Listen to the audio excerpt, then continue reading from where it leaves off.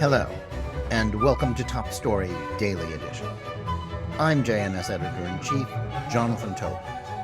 Thanks for joining me for a discussion on the most pressing issues in the Jewish world. Please like, subscribe, and give us good reviews when you listen to the show. Now let's get started. It sounds eminently fair. Add in the fact that it will give Israeli citizens something they've been trying to get for many years, and it seems like a win-win sort of deal between Washington and Jerusalem. But there's no use pretending that Israel's agreement to treat all U.S. passport holders in the same manner, rather than singling out those who are also Palestinian Arabs for special scrutiny, doesn't present genuine risks for the country's security. Making this change was the price that the government of Prime Minister Benjamin Netanyahu had to pay in order to get the United States to change its own entry policies for Israeli citizens.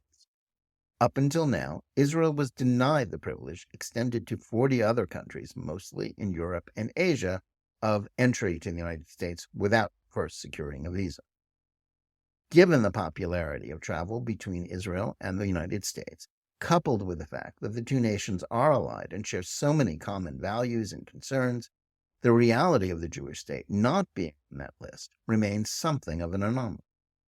But Israel insisted on having the right to bar some U.S. citizens who were Arabs, and as a matter of course in its approach to security, were thus treated differently.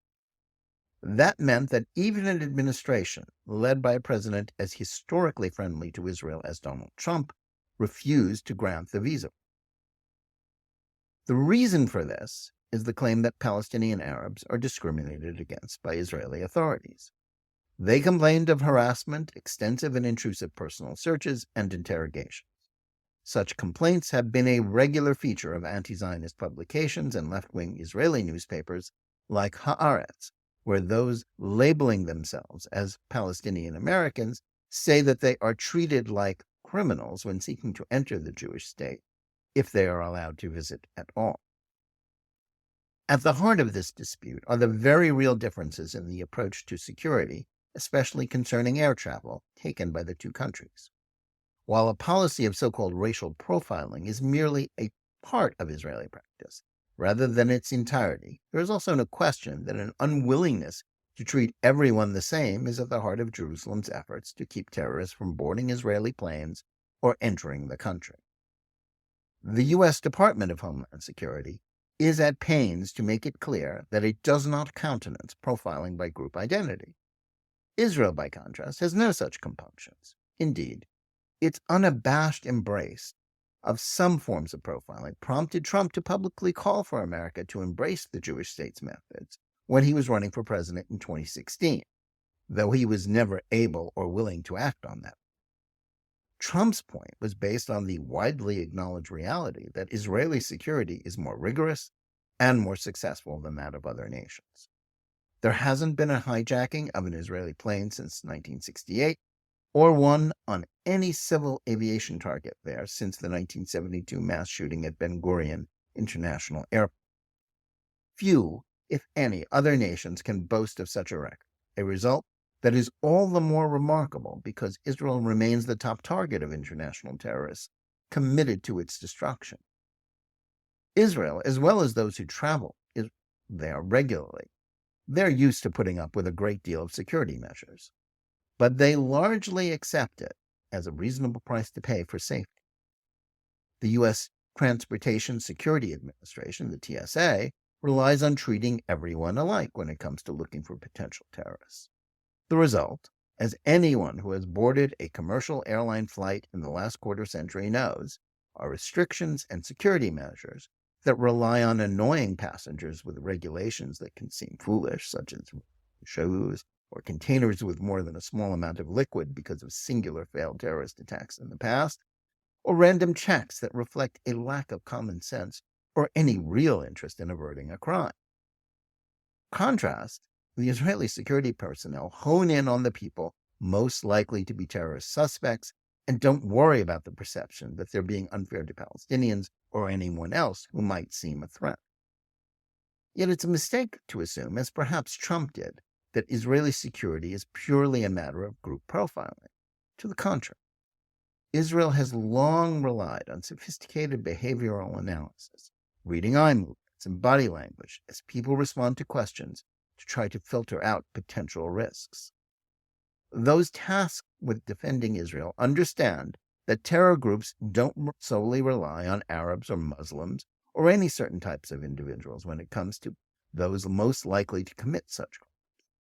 But they also know that members of groups that are broadly supportive of anti-Israel terror, like Palestinians, have to be given more scrutiny than others, even if that might seem unfair to some peaceful individuals.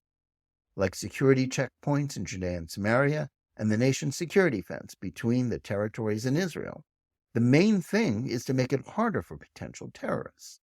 That is why Palestinian Arabs from the territories were banned from Ben Gurion and need to go elsewhere to fly internationally. But those Palestinians with U.S. passports will now have the same free entry to Israel and its international airport as any other American. Indeed, even Palestinians with American citizenship currently living in terrorist-run Gaza will also have that. For the last few weeks, Israel has been running a trial program in which the new, less stringent regulations are put in place. But the Biden administration took the issue seriously enough to send observers to Ben Gurion as well as to various border crossings to ensure that the Israelis were keeping their word. Will that harm Israel? Israel's security establishment is worried that it will.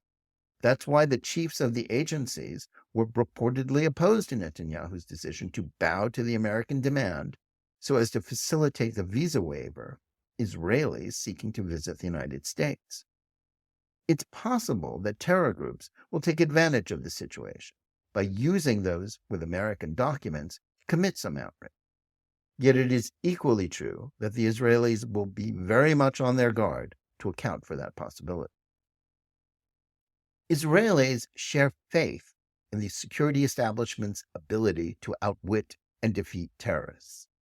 Yet, as we know, they are as fallible as any other human endeavor. Considering that those Israeli security agencies are run by the same class of people that mismanage much of the rest of the government bureaucracy that drives the country's citizens to distraction, it is not always clear whether such blind faith is justified. But to believe anything else would, as some Israelis have told me, be too scary to live. The problem here is not solely one that centers on whether Israel can continue to screen out terrorists. Rather, it is an American mindset that treats such concerns as less important than making a point about protecting Arab and Muslim Americans.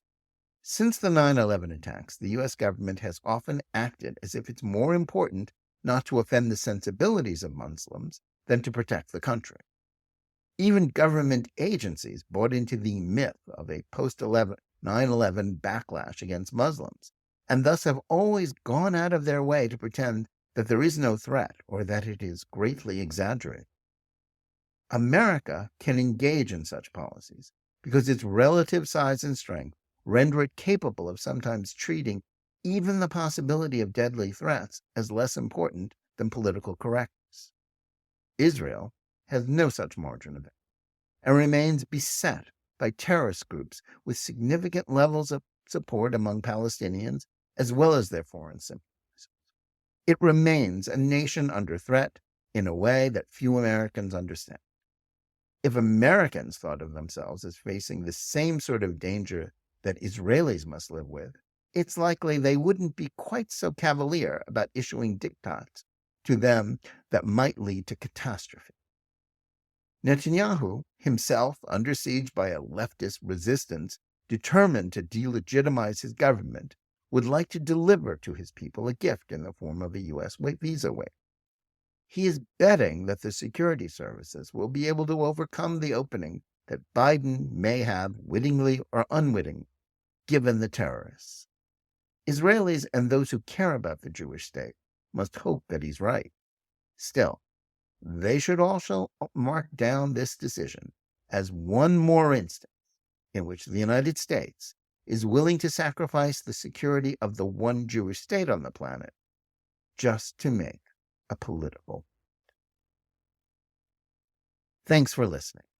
Please remember to tune in every day for Top Story Daily Edition and every week for the full hour-long JNS TV program. Whether you're listening to us on Apple, Google Play, Spotify, or any of the other podcast platforms, or on the JNS YouTube channel, please like and or subscribe to Top Story. Click on the bell for notifications and give us good reviews. Please write to us at editor@jns.org and let us know where you listen or watch the show and what you think of it. And remember, keep reading and thinking for yourself.